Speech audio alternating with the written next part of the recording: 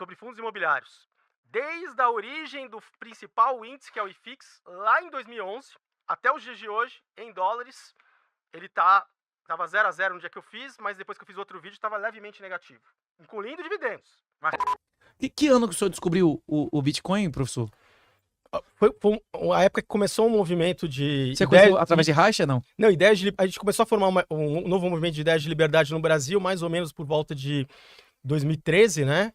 E aí eu apoiava algumas iniciativas. Rapaz, você pegou o Bitcoin abaixo de $100, velho. Hein? E aí o site recebia até doações, né? 2013 você recebia dinheiro em Bitcoin? Bitcoin, né? 2014, que era o antigo Liberzone, você lembra desse site? Sim. E depois virou até o Spotnix, né? Sim. E outras iniciativas e tal. E o próprio Fernando Usch, né? Ele é um dos responsáveis, né, por trazer ao Brasil, né, e pesquisar, o cara teve um trabalho fenomenal. Então, mais ou menos nessa época, o contato, e depois o contato mais em termos de, alocação de portfólio e etc, uma coisa um pouco mais sofisticada. Aí, a Convex começou mais ou menos em que ano? A Convex começou em 2018. O modelo que a gente usa para calcular, né, a exposição do Bitcoin, ele nasce mais ou menos em 2016. E a média aí, você tá ganhando quanto em Bitcoin mais ou menos por mês, desde o início eu posso falar por ano? Eu posso falar dos clientes, né, que é uma coisa até já pública, que a gente começou a recomendar R$13 mil. A gente começou a recomendar R$13 mil, a única casa de análise que recomenda Bitcoin desde mas você tem uma gestão para aumentar a bag do cara, não é isso ou não? Ganhou em Bitcoin o cliente da Convex desde 2018 ou não? Ou só tá ganhando em real? Não, tá ganhando em Bitcoin, né? Óbvio. O cara conseguiu aumentar quantos por cento dos Bitcoin nesse esquema aí? Bastante. Deu mais do que triplicou. Porra, Magnata é mágica, né? Não Você já imaginou uma porra dessa tivesse acessível a qualquer um no copy trade, caralho? Tem momentos que era melhor, por exemplo, ter um pouco mais de opcionalidade, né? O caixa, tem recuava, estratégias que sistematicamente sempre venceram. O negócio do P top cycle, até mais múltiplo. Você vender quando passa de 2 vezes 200, vou comprar.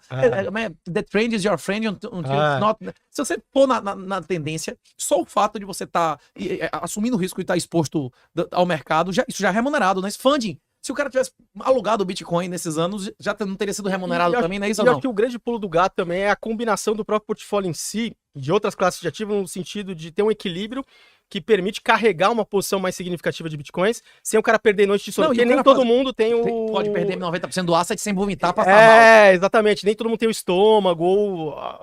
Eu passei mal várias vezes. Não, e às vezes tem o chamado uncle point, né? O cara às vezes precisa do dinheiro, seja por um imprevisto, uma doença... Chamada de margem da vida, né? A chamada de margem da vida. Gostei desse. Gostei.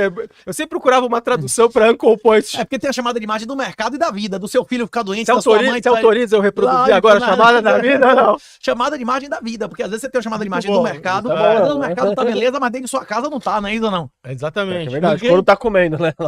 Pior que é verdade. E aí fez uma diferença brutal, né, assim, pros assinantes, mas assim, tem essa questão econômica dos investimentos, portfólio, mas acho muito importante destacar essa questão da soberania, que isso é uma coisa que não se negocia, e também o próprio movimento que o Bitcoin faz de colocar pessoas que estão marginalizadas do sistema financeiro mundial tradicional. E você tem experiências maravilhosas em países, por exemplo, até no continente africano ali, que você tem N países que eles ainda têm o resquício da moeda colonial da França. Nossa. E como eles conseguem escapar disso. E também é exemplo que a gente viu recentemente. Bitcoin, né? Aí falar, só país que tem problema, que nem a Venezuela, a Argentina, etc. Olha, quando deu um problema nos fundos de pensão lá no Reino Unido, eles correram para onde? Para o próprio Bitcoin, né? Que as pessoas querem fazer uma análise linear, assim, saiu uma notícia da guerra, o Bitcoin caiu, subiu. E não olhar a dinâmica, sendo que o Bitcoin ele tem uma característica de antecipação também de vários movimentos. Ele é muito sensível a variações monetárias de liquidez e também a questões geopolíticas, mas ele tende já a antecipar. E quando você olha lá se ele te protegeu ou não, é esmagador, né? E ao contrário de outros ativos tradicionais, que as pessoas, por exemplo, eu fiz um Rios, você viu, Renato, sobre fundos imobiliários. Desde a origem do principal índice, que é o IFIX, lá em 2011, até os dias de hoje, em dólares...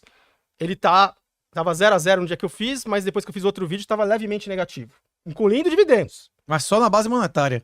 Agora, se você botar isso e botar nos Estados Unidos também a questão da base monetária, assim, a destruição... É 7, 8% ao ano em média no século, né? E tudo isso para falar, a gente fez toda essa organização de desglobalização, você proteger seu patrimônio dessa moeda fiat que está destruindo o poder de compra, etc., para... Um movimento que o Renato sempre chama a atenção e é importantíssimo, dos juros negativos, porque os juros negativos é repressão financeira. Sabe o que é repressão financeira? Você não tem praticamente para onde correr. Você está sendo, tipo, pulverizado e ou você tem uma estrutura sofisticada e de alocação e você ser igual aos lendários hedge funds, que é o que eu... Que também assume risco, tem trabalho. Você não tá sendo remunerado pelo dinheiro, é pelo trabalho e pelo risco. Exatamente. Ou você vai empobrecendo e a concentração de renda no mundo nunca foi tão grande, né? Então, assim, fizeram essa repressão financeira, assim, mais gritante no Brasil, quando colocaram, lembra quando botaram a taxa Selic a 2, mesmo com a inflação oficial... Mas quem mamou foi maravilhoso, eu queria ter ficado na casa de meus pais essa altura do campeonato, hein? É isso. O que eu mais admiro no professor é exatamente isso. Essa semana o Fausto Botelho botou o certificado dele do curso de análise técnica que ele fez em 76 e 77. Pessoas como o professor Richard Itenband, como o Fausto, eles não precisavam associar a imagem deles ao Bitcoin, que hoje em dia já é uma coisa marginalizada, imagine naquela época, né? E são pessoas que tiveram culhão de associar a imagem ao Bitcoin, legitimando o Bitcoin, em uma época que ainda era um risco absurdo, né? Isso podia ter dado um bug, alguma coisa desconhecida aí, e você ter recomendado o Bitcoin a 13 mil, ele ia 1.000, não é isso? E o pessoal, tipo, na época falava, nossa, por que você tá falando disso e tal? E não entendiam, né? Agora você vê gigantes aí do mundo financeiro que até BlackRock, detratavam o Bitcoin. Então, eu falo, todo mundo vai ter na carteira. Quando você entende todas essas nuances, por exemplo, outra questão também que às vezes até eu acho que podia ser melhor trabalhada, do valor intrínseco. O Renato sempre coloca muito bem da questão... Todo valor é subjetivo. Subjetivo, etc. Só que a gente pode ir até além. Fala assim, tudo bem, você não quer considerar o valor subjetivo por alguma razão. Valor utilidade. Etc. Mas você já tem uma mínima noção do ecossistema em torno do funcionamento e manutenção da rede do Bitcoin? Você tem noção do que tá... O tamanho que está ficando as mineradoras de Bitcoin e o potencial, o ecossistema também em torno, que envolve desde serviços de wallet, análise, e ao contrário da internet tradicional, que você não ganhava dinheiro se expondo ao protocolo e à tecnologia, no mundo do Bitcoin é o contrário. O protocolo, a tecnologia captura muito mais o valor, não é? Por exemplo, na internet não foi o HTTP, não é? Sim. Que capturou, não é? Foram as aplicações, não é? O Google, o YouTube, Facebook, né? Meta, Facebook, etc. Já no mundo do Bitcoin é justamente o contrário. Então, assim, quando as pessoas começam a olhar, não tem valor intrínseco, vai visitar mineradoras, vai visitar todo o ecossistema, vai ver todos os projetos que estão sendo derivados. E outra, falar, não tem. Tem uma série de sintéticos que estão sendo produzidos também para ter mais estratégias para você utilizar a exposição. Então, assim, não para de pé, né? Aí fala assim, do ouro, porque do ouro também tem esse argumento, não tem um valor intrínseco, é milenário e tal. E aí você vai ver, por exemplo, o ouro, né? Quando o Renato, acho que eu vi um podcast seu que estava até falando sobre essa questão do paper do Taleb, da volatilidade. Primeiro que uma coisa que me estranhou no paper do Taleb foi o Taleb, que sempre defendeu que volatilidade não é risco, querer atribuir um risco relacionado à volatilidade. É o que eu sempre falo com correlação. O dia que o cara calcular na mão a volatilidade, ele para de encher o saco sobre volatilidade, porque ele vai saber como é a fórmula, ele vai ver que é uma coisa que não é... Inclusive, em todos os fórmulas de valuation, quanto maior a volatilidade, ceteris paribus vale mais, porque tem mais oportunidade, inclusive, de aluguel, não é isso? Exatamente. E aí eu ia chegar no ponto. Em 2008, a volatilidade do ouro explodiu. Em outros períodos da história, também. É porque é ruim, né? Então, não serve mais como uma reserva de valor. Se a volatilidade pra cima é boa, não é isso? Agora, se você privar de volatilidade, aí eu ficaria preocupado. Porque a forma como sistemas naturais e complexos funcionam. Por exemplo, um cara que fica sentado numa cadeira para sempre, os músculos do cara vai se destruir. Ele precisa de um certo estresse de tempos em tempos. Então, você precisa de doses de volatilidade. Obviamente que está diminuindo, se a gente pegar o gráfico da volatilidade histórica na metodologia mais simples, né, do Bitcoin, já vem caindo. E uma coisa curiosa que ninguém quer falar. Por que não falaram que a volatilidade do Bitcoin aí pouco tempo atrás estava menor que o próprio título do Tesouro Americano? Por que não falaram que a volatilidade do Bitcoin estava menor que o próprio SP500? Mas um trecho de 2 anos, que também os caras aumentaram de quase 0 para 5,5. Não, mas perto da narrativa de que o Bitcoin é extremamente volátil, você não... E os modelos de risco tradicionais, por exemplo, desses fundos, eles seguiam por isso. Por exemplo, tem muita volatilidade, eu ponho uma porção menor, porque vai adicionar muito risco ao meu portfólio, tem uma volatilidade menor, eu consigo colocar menos e tal.